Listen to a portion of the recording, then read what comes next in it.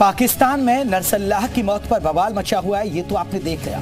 लेकिन पाकिस्तान की जनता हिजबुल्लाह पर क्या सोचती है और इंडिया इजराइल की दोस्ती पर क्या कहती है, जरा रिपोर्ट आप देखिएगा।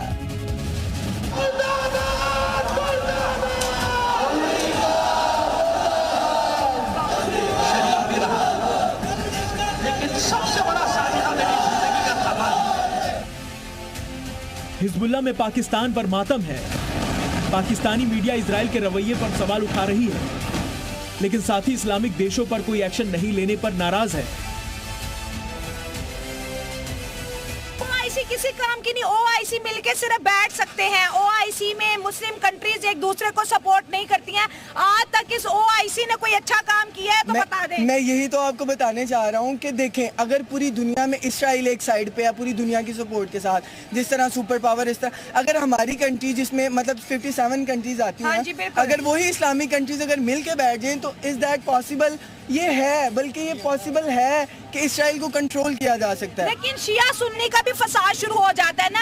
अब गल्फ कंट्री जो है ज्यादातर जो है सुन्नी है। ईरान की बात करें तो शिया है, वो सुन्नी तो कहते हैं अच्छा हुआ शिया का लीडर मारा गया। ये चीजें भी तो है, हम फिरकों में भी तो आगे बढ़े हुए हैं। देखें, सबसे पहले हमें ये देखना चाहिए, हम ना फिरकाइज्म को छोड़ देना चाहिए।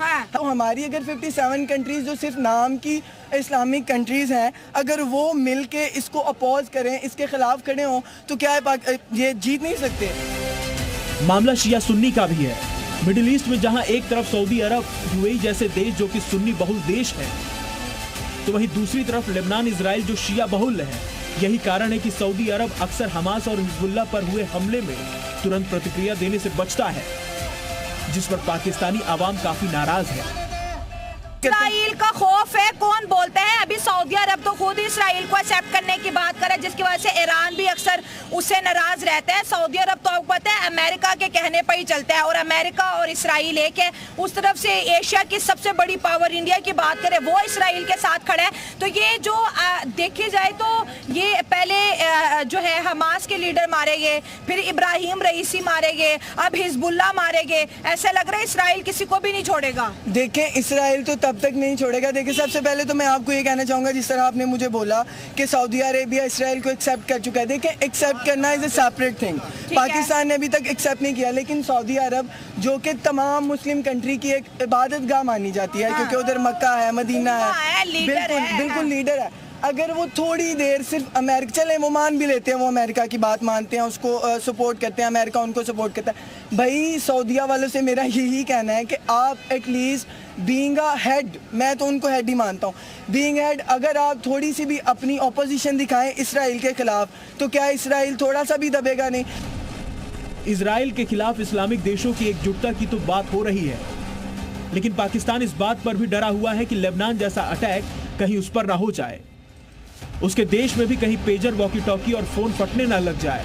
और ये डर केवल पाकिस्तान सरकार में ही नहीं, वहां की आवाम में भी देखने को मिला। पाकिस्तान इजरायली डायन से परेशान है, ऐसा हम क्यों कह रहे हैं, बाइट सुनिए।